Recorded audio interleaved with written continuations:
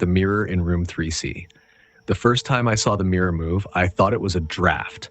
The second time, I swore I saw something standing behind me, even though I was alone. By the third night, I stopped sleeping entirely. I've been a traveling nurse for the past 3 years, bouncing from city to city, hospital to hospital.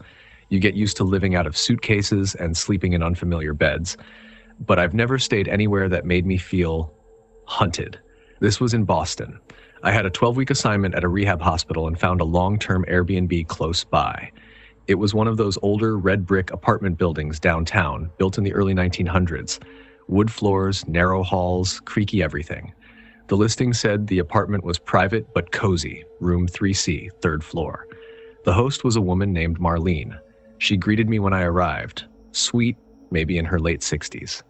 Frail voice, heavy perfume, the kind of person who lingered when she talked. She lived downstairs in 1A and told me to text if I needed anything. Room 3C's special, she said as she handed me the keys. It has character. Don't let it spook you. I laughed, assuming she meant the antique furniture, but I would remember that sentence later. The apartment had 3 rooms, a kitchen, a tiny bathroom, and a bedroom. The walls were pale yellow, the floors were uneven and scuffed, and everything smelled faintly of lemon and mothballs. The bedroom had an old wooden bed frame, a lace-curtained window, and a tall mirror leaning against the wall across from the bed. It was oval-shaped, almost 6 feet tall, set in an ornate brass frame with clawed feet. Definitely antique. The kind of thing you'd find in a museum or your grandma's attic. I didn't think much of it at first. That night, after I unpacked, I lay in bed and scrolled through my phone. The light from the hallway cast a sliver across the mirror. In the reflection, I could see myself and something else. It looked like a shadow in the corner behind me. But when I turned around, the corner was empty. I chalked it up to bad lighting and travel exhaustion. The second night, around 3 a.m., I woke up cold. The room was freezing, not chilly, cold.